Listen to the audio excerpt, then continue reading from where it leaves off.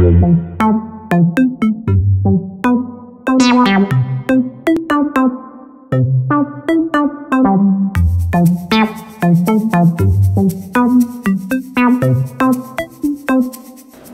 dulu kurma biar sebiji kah? Atau setengah biji kah? Atau seperempat biji kah?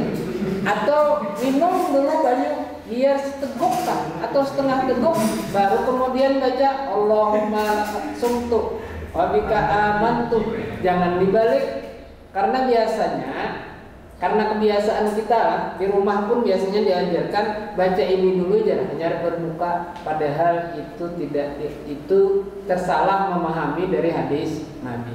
Jadi doa ini adalah doa setelah berbuka atau membatalkan puasa kita.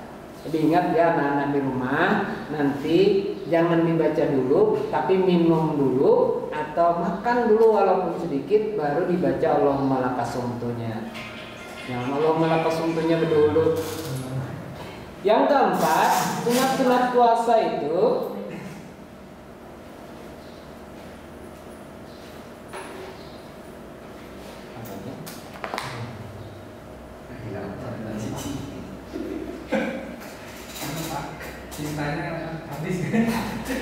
mandi daripada hadas besar sebelum fajar. Nah, ini sunat lelakian ini atau bebinian sama.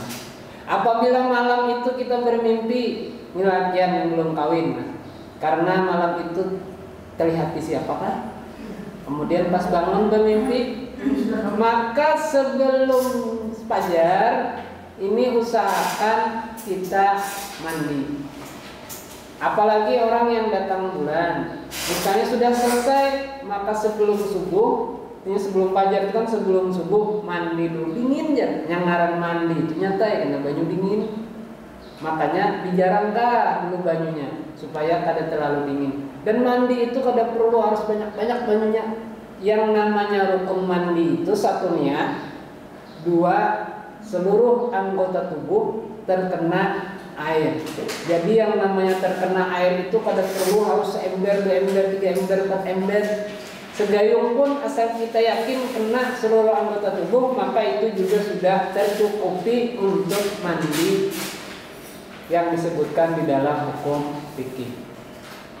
Jadi ingatkan, kalau berhadas besar segera untuk mandi sebelum datangnya fajar atau sebelum orang azan subuh. Tapi ini sunat. Kalau tidak dikerjakan bang, salah puasanya, puasanya sah tapi tidak mendapatkan pahala sunat. Menyubuh belum subuh sudah hendak. Nah ini bang. Kemudian yang selanjutnya, membukakan bagi orang yang puasa ini juga mendapatkan pahala sunnah puasa. Kalau kita punya kelebihan, yang namanya punya kelebihan membukakan orang itu kan kadang perlu harus sekampungan.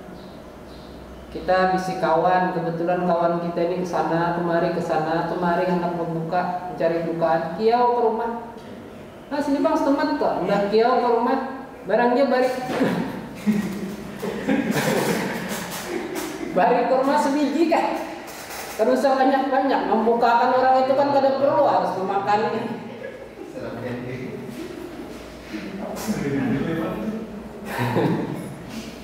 Julungi kurma sebiji itu yang kita tukar kurma yang banyak kan.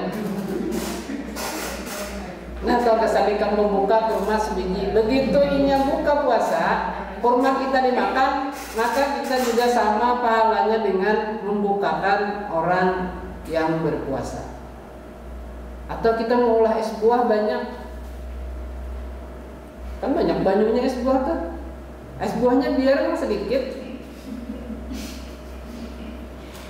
banyunya banyak julung ke kawan, maka kita sama mendapatkan pahala membukakan orang yang berpuasa. Itu diantara sunnah-sunnah puasa, banyak benar sunnah-sunnah puasa ini. Kemudian lagi sunnah puasa itu adalah memperbanyak i'tikaf, apalagi di 10 terakhir di bulan Ramadan. Jadi dibanyak i'tikaf, maksudnya banyak i'tikaf ini banyak begana di masjid. Guring pun di masjid, ayo udah guring asal sembahyang tetap dikerjakan. Mantang-mantang dipadai banyak itikaf di masjidnya tapi guring. Guring pun boleh lah, boleh juga guring di masjid.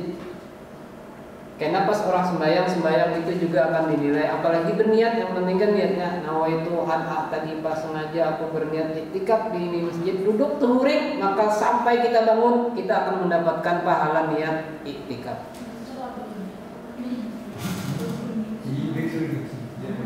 Kemudian selanjutnya yang menjadi sunnah puasa itu adalah mengerjakan sembahyang taraweh.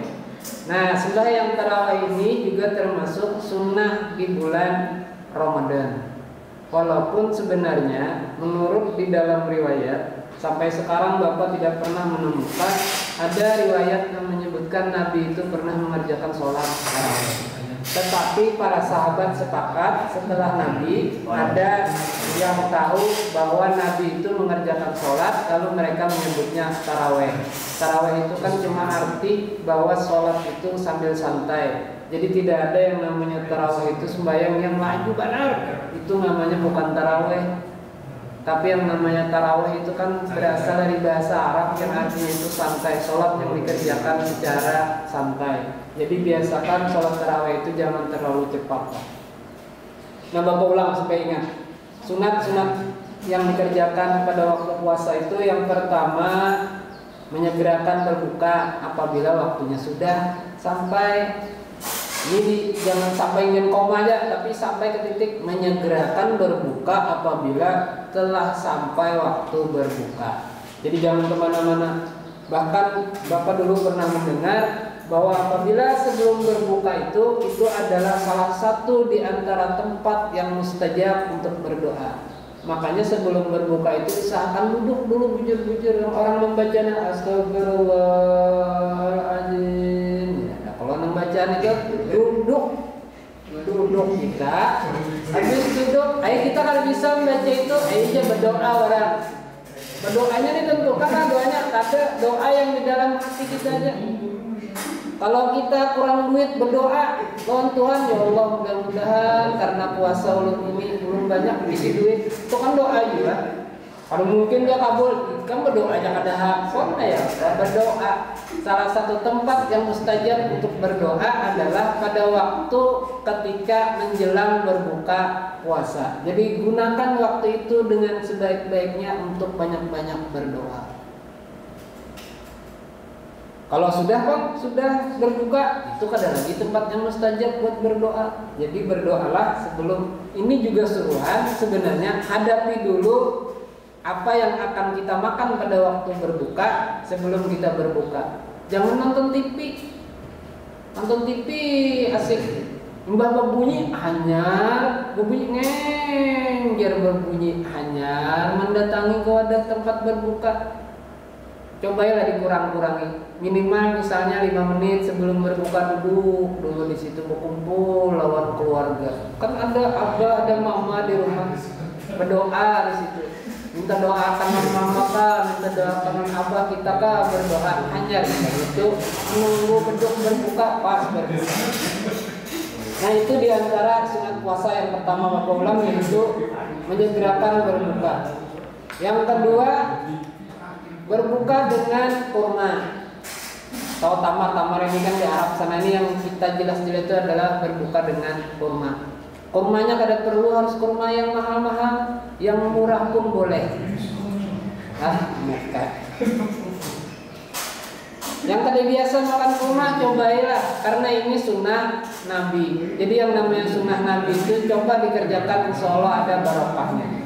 Yang ketiga membaca doa sesudah berbuka. Jadi doa ini dibaca sesudah berbuka walaupun seteguk air. Kemudian yang keempat, betul kan? Mandi, oh ya, mandi dari hadas besar sebelum fajar. Jadi sebelum fajar usahakan sudah mandi. Apabila kita berhadas besar. Kalau kita ada berhadas kok kita nak mandi aja, boleh juga dapat juga pahala sunat. Bagus aja yang ngaran mandi itu bagus. Nang kada bagus tuh kada mandi.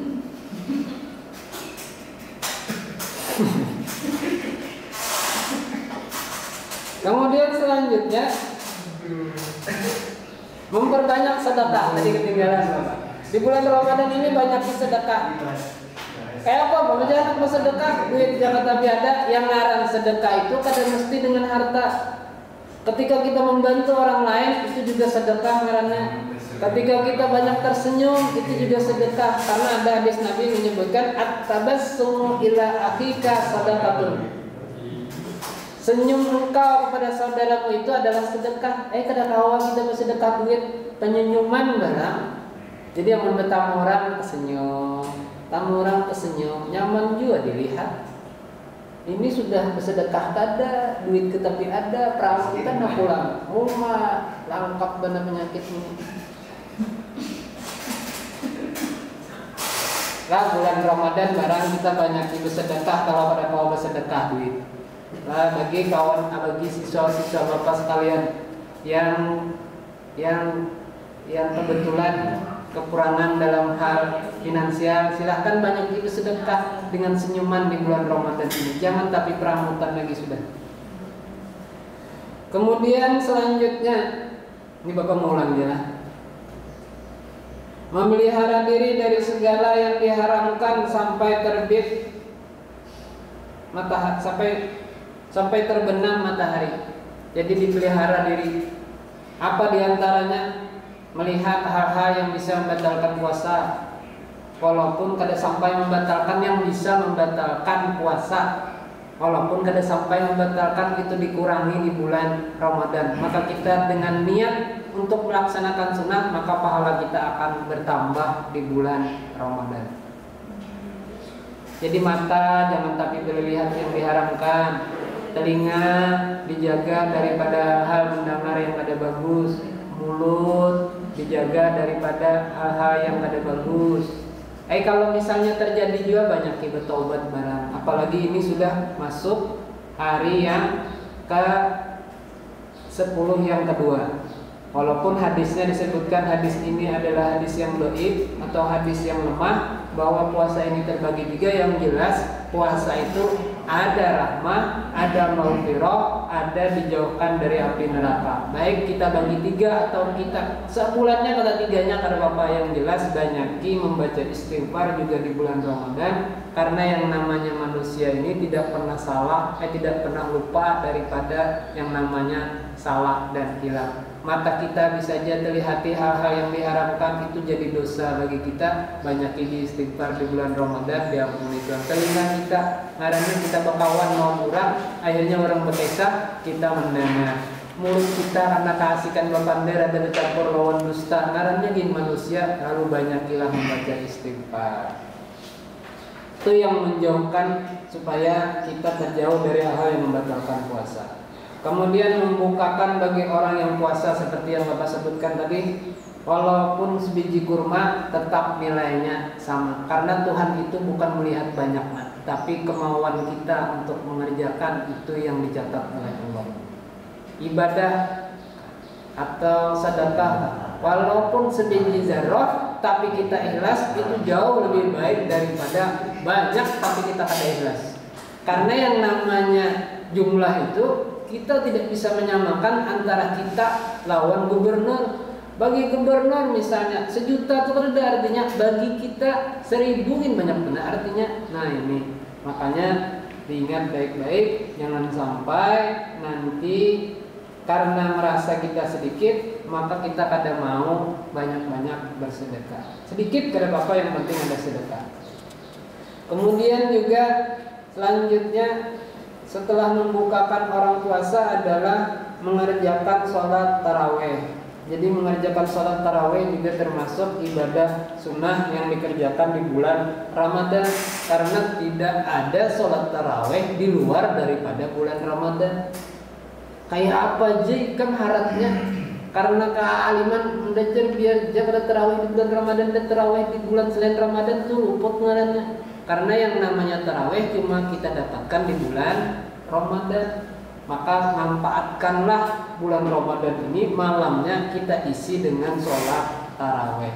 Kadakawa mengerjakannya di masjid di rumah, kadakawa berjamaah sorongan, kadakawa sorongan Dia pokoknya kerjakan kawan-kawannya. Kemudian yang selanjutnya juga memperbanyak iktikaf di dalam bulan-bulan Ramadan, apalagi nanti di 10 bulan Ramadan. Berikutnya adalah hal-hal atau permasalahan-permasalahan yang penting yang berkaitan dengan bulan Ramadan. Jadi ada hal-hal yang penting yang harus kita ketahui yang berkaitan dengan bulan Ramadan. Yang pertama, orang bunting atau orang hamil, bunting itu kan hamil, dan orang yang menyusui anaknya, ini bebinian terutama perempuan. Kalau sekarang kan siswa belum hamil lagi dan belum menyusui, tapi ini nanti diingat-ingat. Latihan belum aja tada bunting belum tada nyusui kan ini kan misi istri ikan tuh naik padahi kalau kalian tahu sama aja juga. Atau punya kakak atau punya mama sama. Orang yang hamil dan orang yang menyusui anaknya, andai kata puasa membahayakan dirinya dan membahayakan yang disusuinya atau membahayakan kehamilannya, wajib berbuka. Nah, ini jangan dikarasi. Kalau ujar dokter, pian mau tetap puasa, bayi pian ini kena bisa telinganya ada sebelah, bisa, atau misalnya mau tetap puasa kenanya bisa cacat atau ada kekurangan, jangan dikarasi, berbukalah. Banyakin makan-makan yang bergizi supaya anaknya sehat, tetapi dengan catatan nanti si perempuan yang bunting atau perempuan yang hamil dan yang menyusui anaknya tadi wajib mengqadhonya apabila sudah selesai daripada permasalahan hamil dan masalah menyusui. Ini wajib diqadho. Kalau membahayakan, ini sambungannya, kalau membahayakan kehamilannya atau membahayakan anaknya, maka wajib berbuka, mengqadha dan bayar fidyah. Jadi kalau misalnya ini membahayakan, maka dia akan mengqadha nanti setelah bulan Ramadan dan wajib membayar fidyah. Nanti masalah fidyah ada setelahnya. Kemudian yang kedua, ini yang penting-penting di bulan Ramadan. Yang tadi orang yang hamil, orang yang menyusui, kemudian khawatir ini akan membahayakan, maka berbukalah, boleh tidak puasa. Bahkan bisa wajib kalau sampai ini membahayakan dirinya dan membahayakan orang yang di dalam kandungannya. Kemudian orang yang amat tua, orang yang amat tua artinya sudah sangat rentak. Nah, ingatkan orang yang sudah tua renta tidak tahan puasa dan orang yang sakit tiada ada harapan sembuh. Ini dua. Ada orang tua yang sudah renta yang kira-kira kalau berpuasa malah membahayakan jiwanya, dan ada orang yang sakit dan tiada harapan sembuh, boleh berbuka dan wajib membayar fidyah tiap-tiap hari. Berarti kedeng bisa diqadha. Kalau orang itu sudah tua, umurnya 90 tahun, sudah kada kuat lagi puasa mungkin naya lecok sidin menginaya akhirnya sidin lama pas timbul mati, maka ini tidak usah berpuasa. Tetapi orang ini wajib untuk membayar fidyah tiap-tiap harinya satu mud. Satu mud itu satu genggam, atau ada hitungan mud itu kayak apa tuh namanya, mangkok kan, mangkok mud. Jadi tiap hari, berapa hari dia tidak puasa, maka seitulah dia membayar. Sehari semut, sebulanan berarti 30 mud. Kemudian yang lain lagi yang penting, orang yang sakit biasa, ini sesakitan aja, ada sakit nang ada harapan sembuh ada, tapi sakit kepala aja, sakit paru, sakit telinga, sakit mata, sakit hidung, pokoknya sakit-sakit biasa. Dan orang yang musafir jauh, orang yang dalam perjalanan, jika berpuasa membahayakan dirinya, boleh berbuka. Jadi apabila dia ini membahayakan dirinya, jalan jauh misalnya keluar kota, puasa nih kira-kira bisa berisiko nih, atau orangnya penggaring, Ini kalau puasa ini bisa kambuh nih penyakit orang ini. Maka orang yang seperti ini boleh berbuka puasa atau boleh tidak puasa, tetapi wajib membayar. Tetapi dia wajib mengqadha. Ini mengqadha aja, tidak bayar fidyah. Jadi puasa yang ditinggalkannya wajib untuk diqadha. Kalau misalnya dia tidak mengerjakan puasa. Kan yang namanya musafir itu melakukan perjalanan, kalau zaman Nabi dulu itu dihitung dengan kilometer, kurang lebih sekitar 90 kilometer. Orang yang sudah melaksanakan perjalanan sekitar 90 kilometer itu sudah bisa untuk dikatakan musafir, yang membolehkan dia untuk mengqashar sholat, yang bisa untuk menjamak sholat, dan juga boleh untuk berbuka puasa apabila dirasa ini membahayakan keselamatan jiwanya. Tapi dengan catatan setelah bulan Ramadan dia wajib untuk mengqadhanya. Kemudian berikutnya, orang yang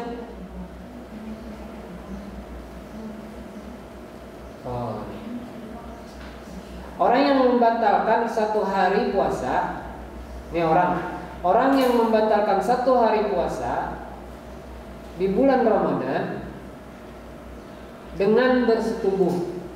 Ini berbeda dari yang tadi. Ini orang yang membatalkan puasanya dengan bersetubuh, melakukan hubungan suami istri di bulan puasa.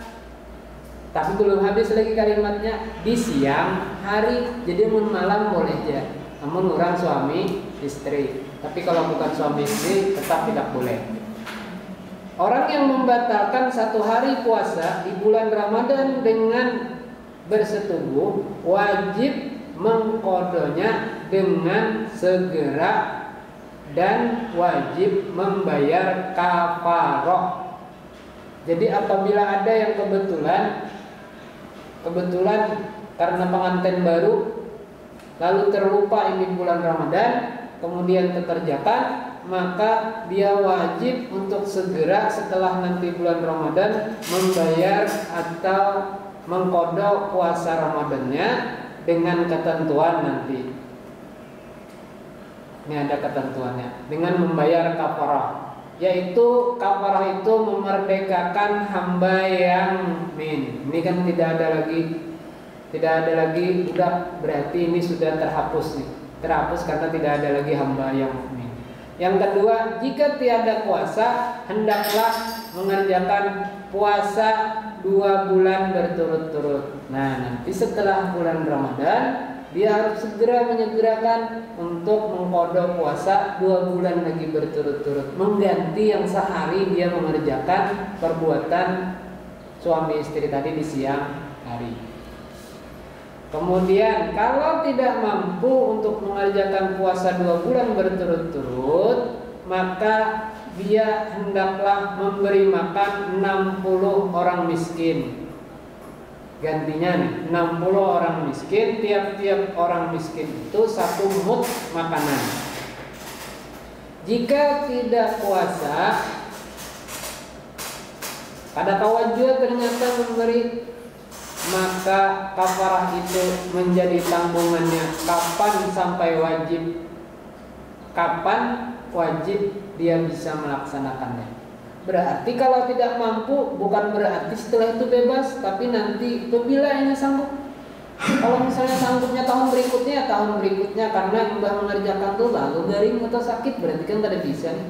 Kalau sudah sembuh maka dia wajib untuk membayar kafarat qadha puasa ini. Nah, kafarat ini malah lebih daripada puasa Ramadan. Kenapa? Karena kalau puasa Ramadan itu sebulan, kalau ini 2 bulan berturut-turut pulang. Yang ngaran berturut-turut itu kalau sudah sebulan 25 hari, kemudian hari yang ke-26 dia batal, maka diulang lagi dari awal. Nah, ini yang bahaya.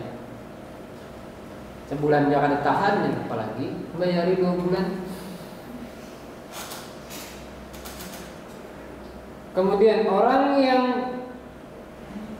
melaksanakan mengqadha puasa Ramadan dengan orang yang tidak Orang yang melambatkan mengqadha bulan Ramadan, ini orang yang melambatkan. Ini biasanya terjadi karena kita lengah. Nah, ini hal-hal yang penting berikutnya adalah orang yang melambatkan mengqadha puasa bulan Ramadan dengan tiada uzur sampai bulan Ramadan berikutnya wajib membayar fidyah untuk tiap-tiap harinya 1 mud. Apabila kita ini kebetulan, ini kalau misalnya pilihan lah, kebetulan datang bulannya 6 hari, timbah itu keasikan kita Syawal sampai ke bulan Ramadan berikutnya kada ingat mengerjakan, maka puasa kita tetap kita qadha dikerjakan ditambah dengan fidyah. Fidyahnya setiap 1 hari kita wajib membayar 1 mud. Kalau misalnya 6 hari berarti 6. Kalau misalnya 2 tahun berarti 6 kali 2 berarti 12 mud. Itu yang mud itu kan satu mangkok itu ada ukurannya, ada di dalam fikih. Kalau mangkoknya itu banyak orang menjual, kalau di Martapura ada mangkok mud untuk membayar, ada ukurannya. Ada yang ukurannya khusus. Itu berlanjut seterusnya. Kalau 3 tahun berarti 3 mud setiap harinya. Kalau 6 tahun berarti 6 mud setiap hari. Kalau misalnya 8 hari berarti 8 kali 6. Kayak itu cara menghitungnya. Demikian seterusnya sampai wajib diqadha. Itu diantara hal-hal penting yang berkaitan dengan bulan Ramadan. Ini yang sering kita lengah untuk mengerjakan qadha karena kita keasikan akhirnya malas. Makanya lalu ada di antara hadis Nabi itu menyebutkan bahwa qadha puasa itu boleh dibarengi dengan puasa sunnah. Misalnya bulan Syawal itu ada sunat Syawal yang 6 hari. Karena kita kebetulan ada 6 hari tidak mengerjakan puasa, maka kita barengkan niat qadha dengan niat puasa sunat Syawal. Akhirnya qadha terkerjakan, sunat Syawal juga terkerjakan, kedua-duanya. Supaya ini segera. Makanya yang namanya qadha ini kalau bisa jangan ditunda-tunda. Karena kalau ditunda-tunda kasihkan kadingat pas sudah sampai bulan Sya'ban.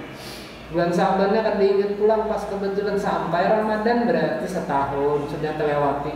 Berarti kita harus bayar kafarat 1 mud setiap harinya dendanya selain qadha. Nah, tapi kalau kada kafarah. Kalau misalnya langsung kita kerjakan, maka kita langsung diqadha tanpa membayar kafarah. Baik, untuk sementara ini dulu yang Bapak sampaikan berkaitan dengan bulan Ramadan.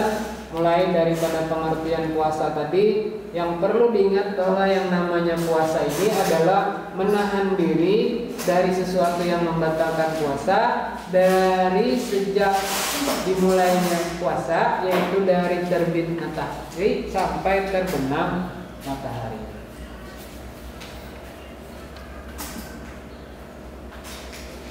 Bapak akan menjawabkan beberapa pertanyaan aja ya, karena sudah jam 11 lewat. Nanti akan dijawab lagi kalau pertemuan berikutnya kalau akan Bapak jawab. Ada pertanyaan dari Sahrijal kelas 10 Ati Ubi. Pertanyaannya, hukum pacaran saat puasa. Jadi yang namanya pacaran ini sebelum puasa pun hukumnya bahwa kalau puasa itu tidak usah puasa. Yang namanya pacaran itu tidak ada dalam Islam. Biar ikan menyambut pacaran, tapi kan cuma sekedar bercecengangan atau cuma sekedar berpandang-pandangan, cuma sekedar sama-sama mengerjakan tugas, tidak ada yang melarang. Walaupun ikan cuma menyebutnya tidak pacaran, tapi ikan melakukan hal-hal yang dilarang, maka itu haram. Apalagi di bulan Ramadan. Kalau di bulan Ramadan pacarannya sampai melewati daripada batas, maka ini bisa membatalkan daripada puasa Ramadan. Kalau tidak membatalkan puasa, bisa mengurangi pahala bulan Ramadan. Karena biasanya kalau yang namanya pengertian pacaran ini kumpul-kumpul berdua, Kalau orang berpacaran ini identik dengan kalau sudah bercerita itu ada bercampur yang namanya dusta. Karena pada rami berpacaran kalau ada berdusta-dustaan. Amunnya di bulan Ramadan berkesahan, berdustaan, ya jelas sudah minimal mengurangi pahala di bulan Ramadan. Jadi Bapak tidak madahi berpacarannya. Berpacaran ini puasa kada puasa, kalau yang namanya berpacarannya tidak melanggar daripada aturan agama, maka ini dibolehkan. Karena Islam itu ada yang namanya ta'aruf. Ta'aruf itu saling kenal mengenal. Saling kenal mengenal, apalagi di zaman sekarang ini sudah bisa melaksanakan seperti apa yang disuruh oleh Nabi. Jadi tidak perlu kenal mengenalnya dengan langsung bertatap muka. Bisa kenal mengenalnya dengan melalui dunia mayanya.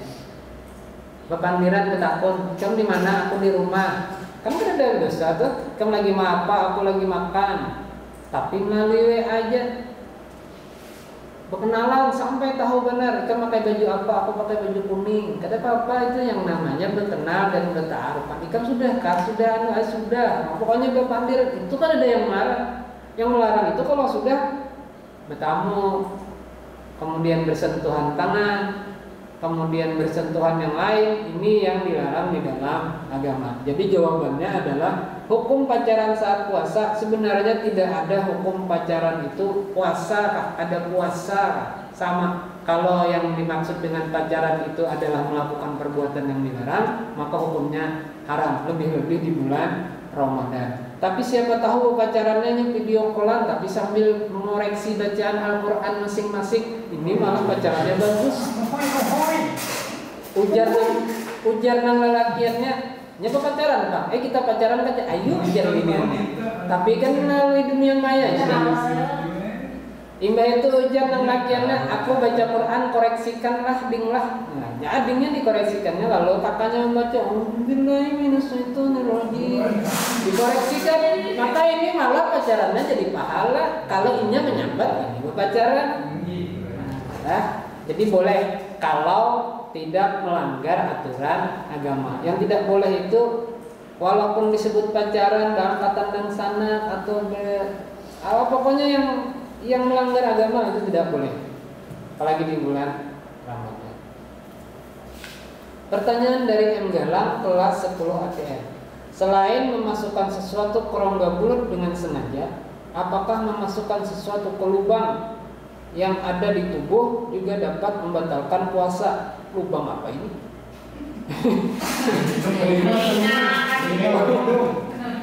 Yang namanya rongga mulut, jadi di bulan Ramadan ini sebenarnya bukan cuma rongga mulut.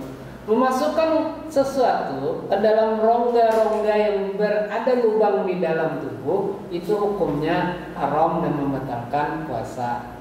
Telinga kita masukkan banyak walaupun kita kada hilang haus, tapi air itu masuk ke dalam kepala, itu membatalkan puasa.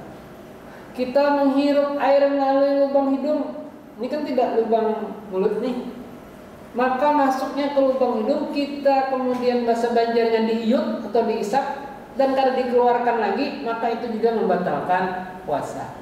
Kita masuk ke dalam air, kemudian kita mengeluarkan buang air kecil, ya, kita mengeluarkan angin bakantut ngarannya. Nah, kita bakantut itu rongga yang di dalam rongga di apa ngarannya?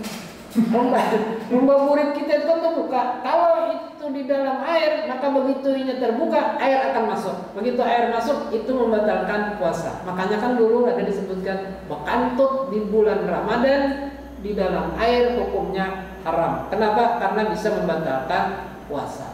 Karena kalau sudah bekantut, itu lubang yang di dalam itu terbuka, air akan masuk. Tapi kalau ada di dalam air, ada apa-apa. Yang bahaya itu di dalam air. Dikit lagi lah, data. Kemudian pertanyaan dari Pina Apriana, bolehkah niat puasa Senin Kamis sekaligus bayar utang puasa Ramadan? Tadi Bapak sebutkan sudah, kalau kita mau mengqadha bulan Ramadan, kemudian kita mau sekaligus mengerjakan sekaligus mengerjakan puasa sunat, maka ini ada pendapat yang membolehkan. Berarti kalau misalnya kita puasa Senin Kamis, Tapi niat yang pertama harus niat puasa qada. Jangan sampai Senin Kamis yang ikut di dalam qada. Jangan sampai sajaku puasa Senin Kamis sekaligus. Nah, ini yang nggak boleh. Yang boleh itu sajaku mengqada puasa bulan Ramadan sekalian puasa sunat Senin atau sunat. Artinya yang sunat mengikut kepada yang wajib, bukan yang wajib ikut ke yang sunat. Jadi yang wajibnya didahulukan baru kemudian yang sunat. Bagaimana jika lupa jumlah utang puasa Ramadan? Di dalam Islam ada hal-hal yang dibolehkan bagi kita. Yang pertama lupa. Yang kedua tidak sengaja. Yang ketiga tidak tahu.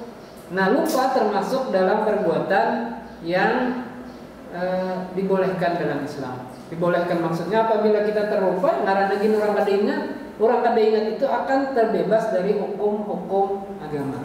Makanya kalau misalnya kada ingat membayar ya sudah aja ngaranegin kada ingat. Makanya di dalam tadi kan disebutkan segeralah mengqada utang Ramadan supaya jangan sampai terlupa.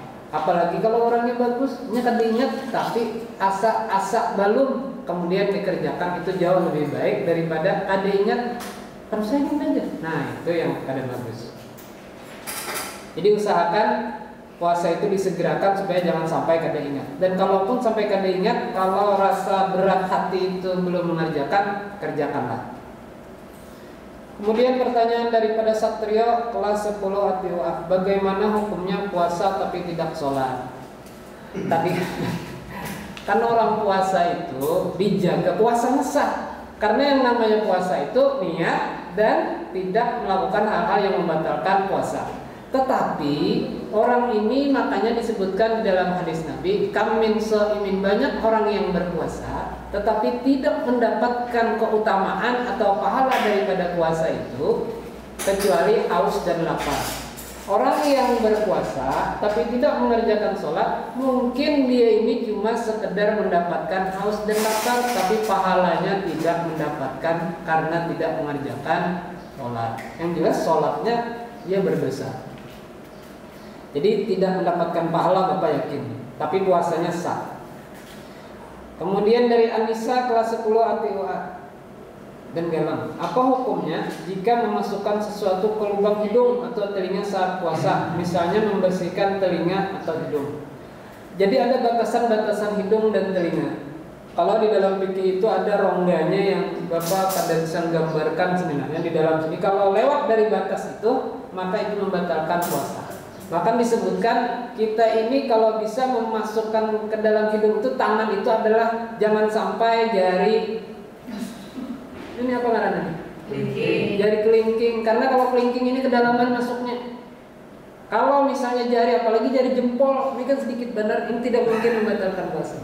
Kalau apalagi ke telinga, kalau telinga kelingking maka nyamanan, ini yang akhirnya bisa membatalkan puasa. Jadi hati-hati, apalagi kalau cuma pakai tangan, ini insya Allah tidak sampai membatalkan puasa. Tapi kalau pakai alat, ini yang bisa membatalkan puasa karena kita tidak tahu. Akhirnya masuk sampai, kalau tidak salah, kalau telinga sampai gendang telinga, ada di sebelum gendang telinga. Kalau lewat daripada itu, maka itu akan membatalkan puasa. Kalau hidung, ada batasannya di rongga hidung ini yang apabila lewat daripada itu, kita memasukkan air, maka itu juga membatalkan puasa. Kemudian mana yang lebih utama, puasa Syawal atau membayar hutang puasa Ramadan? Yang jelas, yang namanya puasa itu yang lebih utama itu adalah yang wajib. Kalau yang sunat dikerjakan, wajib tidak, maka tiada pahala yang sunat. Walaupun nanti puasa sunat ini bisa kapan saja, puasa qada ini bisa kapan saja, tetapi yang harus itu diingat adalah jangan sampai yang wajibnya ketinggalan, yang sunatnya dikerjakan. Jadi kalau bisa puasa dulu yang bayar hutang, karena yang namanya puasa Syawal pun waktunya juga panjang 1 bulan. Jadi usahakan yang lebih utama itu jawabannya jelas, yang wajib harus didahulukan daripada yang sunat. Kemudian dari Putri Lestari, jika lupa membaca niat puasa pada malam hari atau tahun dan baru ingat pada saat imsak, tapi ada niat puasa dalam hati, puasa tidak sah atau sah? Kalau sudah ada niat di dalam hati puasa, maka puasanya itu sah. Makanya Bapak tadi kan menyebutkan puasa yang wajib itu batasannya adalah pada waktu subuh. Jadi kalau sudah subuh, segeralah untuk berniat. Jadi kalau sampai kelupaan siang, baru nanti kita tetap wajib melaksanakan puasa, tetapi wajib diqodho karena puasanya tidak sah. Mungkin ini dulu yang Bapak sampaikan. Nanti untuk pertanyaan berikutnya bisa kita lanjut ke pertemuan berikutnya. Karena hari ini hari Jumat, Bapak mengucapkan terima kasih atas segala perhatiannya. Kita tutup dan kita akhiri pertemuan kita ini dengan sama-sama mengucapkan hamdalah. Wabillahi taufiq wal hidayah. Wassalamualaikum warahmatullahi wabarakatuh.